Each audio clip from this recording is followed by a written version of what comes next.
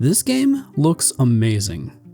Ever since I first saw the trailer for the game at Sony's State of Play way back in 2021, I was psyched to get my hands on it. Although the trailer footage was captured on a PS5, the game was also released on the PS4 in September of that year, day and date with the PS5 version. At the time, it was hard to believe this could be on the PS4 at all. Granted, that sounds rather ridiculous in hindsight, as games like Ghost of Tsushima and even 2015's The Order 1886 best it in several ways.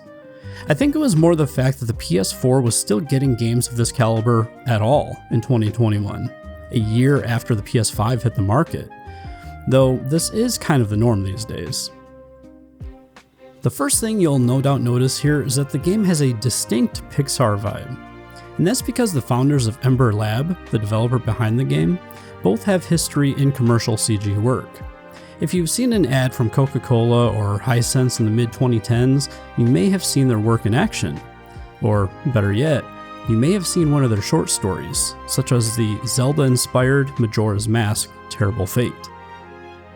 The fact that they made a Zelda short film prior to beginning work on Kana is quite fitting, as Kana is very similar to a Zelda game, particularly Breath of the Wild.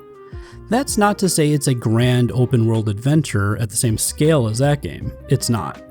But it's similar to Breath of the Wild if you remove the open world bits, made the key locations interconnected, and replaced the mountain climbing with vibes and story. It makes for a potent combo if you ask me. Before we move on to the game itself, I need to shout out the music and voice work here. While I don't recognize any of the people involved, their performances are all top-notch, and a rare thing to see from an independent developer. The power of the mountain shrine is connected to everything in this forest. The trees here grew strong, drawing on its energy, and the land was once in perfect balance. The music sounds distinctly Asian and fits with the vibe of the world perfectly. And it's not as ambient as the music in Breath of the Wild, which is definitely a good thing. The voice cast too sounds on par with the best animated films. I was consistently shocked at just how good this cast did. Overall, this game is a treat for the ears as well as the eyes.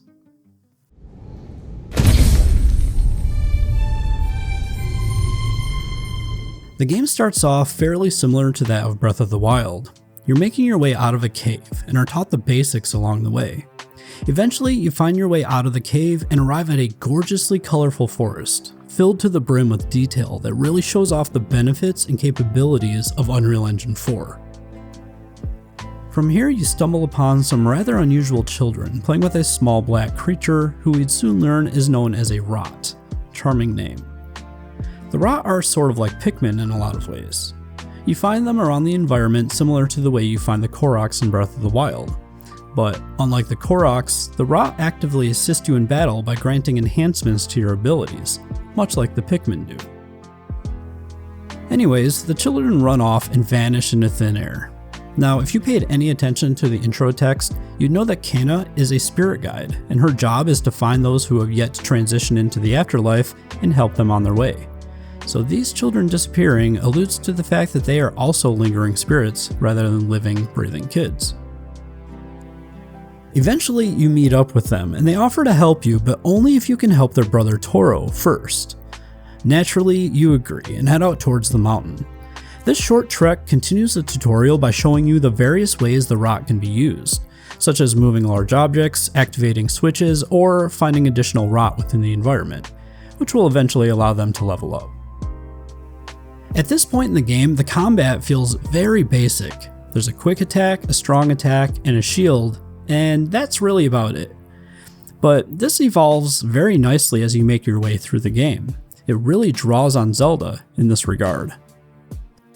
If you've ever played a Zelda game before, you are no doubt familiar with the way they slowly hand out power-ups that improve combat as well as open up new paths for you to explore within the environment. Well, after you reach the top of the mountain and speak with Rusu, he teaches you how to use your staff as a bow to shoot light arrows. Later in the game, this tool expands to act as a sort of hookshot. Sound familiar? Later in the game, you'll develop mechanics related to your shield. There's the parry ability, which if timed correctly will allow you to stun your attacker and open them up for a hit. Then you have others, like the ability to slow time when firing arrows, in the same manner as Link from Breath of the Wild. Another ability ripped straight from Zelda is the ability to throw spirit bombs that stick to enemies and objects. And like in that game, these bombs can be used for combat as well as environmental puzzles. Lastly, you eventually gain the ability to use your shield to dash through dimensional gates, allowing you to traverse between the world of the living and the spirit realm.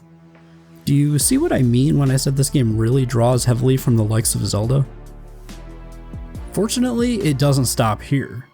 While those are the core abilities, you also have the rot enhanced abilities. These little guys can, by default, be used to pester enemies like a swarm of giant fruit flies, but as you unlock their more advanced abilities, they become far more useful.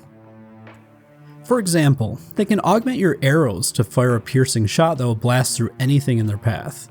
They can also augment your staff, forming a hammer when performing a heavy attack.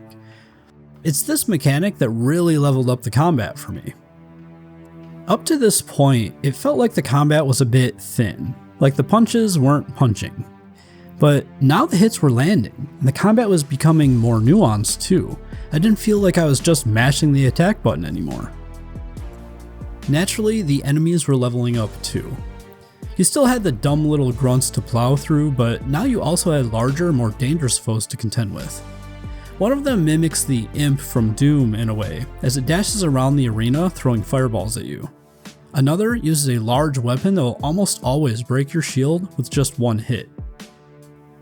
And my personal favorite are these wraiths, who can't be hit at all initially. After hopelessly battling them for some time, I realized that I needed to use my shield dash to break through their corporeal nature, thus allowing me to attack them normally. So they started off as being more or less invincible, only to become huge pushovers, and that is immensely satisfying. In order to summon the boss spirits, you'll first need to find 3 relics. With the first 2 bosses, you'll need to set out to confront manifestations of things that these individuals are struggling to let go of. This basically amounts to various puzzle and combat challenges that end with you acquiring whatever relic you need. And that leads to the bosses themselves. Like in Zelda, a lot of the more advanced enemies will initially present as mini-bosses of sorts, allowing you to learn their tactics before throwing more of them at you.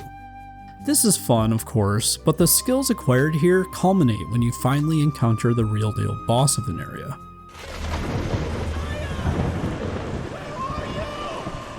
Each of these guys present expertly. The mood and the tone is established with darkness and rain as you make your way down the path to confront them. And after you arrive, their tactics are a step beyond what you've become accustomed to, as you'd expect. Their designs are excellent overall, and their tactics are a fresh change from the typical enemy. It generally boils down to hitting them in their weak spot, as in pretty much every other game. But this evolves as the game marches forward. By the second main boss, the woodsmith known as Adira, things have changed. Now, in order to hurt her, you first need to use bombs to disable her shield. This mechanic is alluded to prior to this encounter when you come up against these stone-covered foes who can't be hurt until you blast them with said bomb.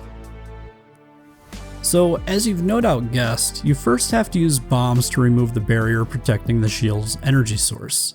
Once exposed, you need to attack the energy source to deactivate the shield. Naturally, she's attacking you this whole time, so it becomes a rather high-stakes affair. You pretend to care for these spirits, but really, you only serve yourself. You cannot hide your weakness from me.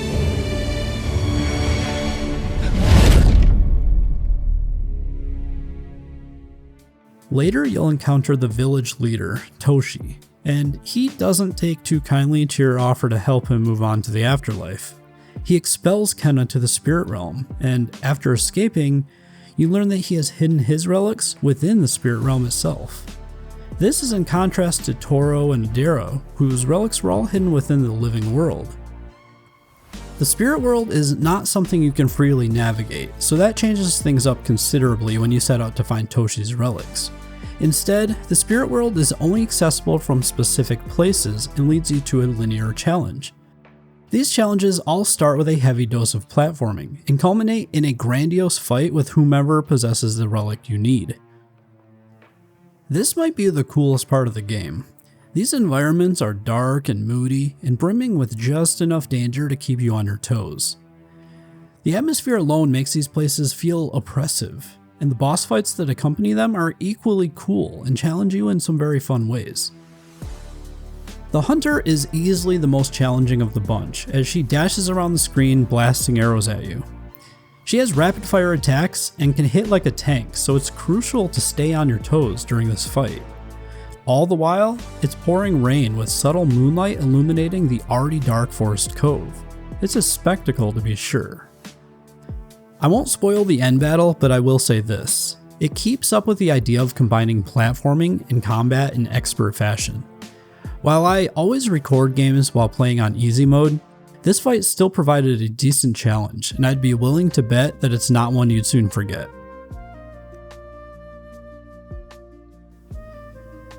Now I want to circle back on the power-ups a bit. Scattered throughout the environment are numerous things to find, one of which are meditation spots. These are hidden throughout the game and are used to increase Kenna's overall health. But there are other things to find as well. I already mentioned the hidden rot strewn about the environment, but you also find things like dead flower beds, tipped over statues, traditional treasure chests, and spirit mail. Revitalizing the flower beds using the transformed rot usually yields XP for Kenna, or additional rot for your tiny army. Picking up tipped over statues or opening treasure chests results in blue gems or rot hats most of the time, but can sometimes reveal yet another rot creature. The spirit mail is more interesting as it implies there is some additional backstory to be found. The mail needs to be delivered to corrupted buildings and homes throughout the village. Doing so allows you to enter and purify the property, usually providing you with a combination of more rot, XP, or blue gems. Now, I'm mixed on this. While I do enjoy the simple mechanic of removing corruption from an area and seeing the copious amounts of color left in its place, these bits ultimately fell kind of flat for me. While you do see Kenna conferring with the spirits, there isn't any story to help you understand exactly what you did for these people. The other issue I have is the inclusion of rot hats and blue gems. Maybe I'm just not the target audience here, but I really do not care to dress up my rot creatures with silly hats. It might add a bit of visual variety as they follow you around, but as far as I can tell, that's about it. And the blue gems are solely used to purchase these hats. So every time I'd open a chest, or complete any small task really, I'd be struck with disappointment when all I received was a bunch of blue gems or a hat for my little rot creatures. Now, if these hats actually contributed to something beyond a completion percentage, I might be singing a different tune. One last gripe I have has to do with the inclusion of a New Game Plus mode. At first I thought, great, until I unlocked it. I guess a little context is needed here. I first encountered a New Game Plus mode with Chrono Trigger, and it was awesome. I had just completed the game, and now I could start it all over again, but keep all of my stats, spells, and techniques from the first run. This was a nice power trip and allowed me to further enhance my abilities and max out my characters. Making matters sweeter is the fact that Chrono Trigger has special endings for each subsequent playthrough, which makes for a sweet, sweet reward. Kenna? Well, it makes the game harder by increasing enemy damage output and frequency. Sure, your abilities carry over, but I went into it expecting a power trip and instead got a Dark Souls mode. Maybe this sounds like your cup of tea, but it's definitely not for me.